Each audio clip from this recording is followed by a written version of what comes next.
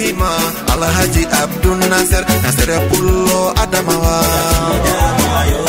Moma mira beje didi full bebe asli Uruma bebe lel Nasir bi Alhaji Yaya babu andado Jawmira ho hinnumo Alhaji Nasir munyo Dunia ko jodi nano Jurum di no wadoya Mitari maya jabaru am hinno ya Alhamdulillah hande bokadim mi wallahu moto monanta inde mako monanta mukala wakati fu hapla ko fiola mino pia gibi mako fajiri mino pia di nange mino pia di bokiki mino pia di bojimma ne bokala goddo fu do mari mo jultorto hander ngenda mako to min mo damo mi jultorto to ay lesdi Kamaru mi hoti sare damo mi jultorto to mi warti Nigeria ma to wari bo fay be jultoro be mako to kanko woni mi mama gida do woni asiri amande ka koma fu anda kanko woni Alhaji Abdul Nasir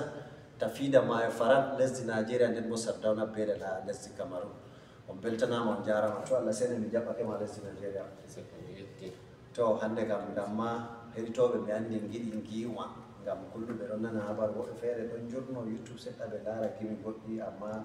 medabe giwtuma be Yusuf Ishaq Bubanda rombe hakila odo do kanko bo Yusuf kullu watta gidi ma ko to ko weta heritobe to Yusuf ni yetima masin ande when andindiri ɓuri duuɓi sappo to kala nde mi wari leddi Nigeria bo mi warata ha mi vurta nder leddi ɗo mi nanayi gimi ɗi a watata ha radio FM Pulako ha nder gimiji siriyaji ma bo tum mi nanan gimi koɓe yimdiyam diga je maɓɓitol saare diga je laamuji feere feere to mi yettima machallah nden bo himɓe leddi Nigeria en général be leddi himɓe leddi Yola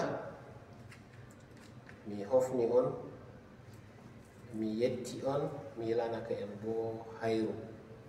to machallah to bandiraɓe on nani kadi hande nda ko Alhaji Abdul Nasir tafida ma faram ɗon bo kadi Sardauna Belel wiyata en ha wakkatire nde to min gettimo bo e wargo lesdi Nigeria min ɗon bo gelanomo kayruji ɗuɗɗi Allah bo honma jam barkama min getti be wargo getti Allah jugonda machallah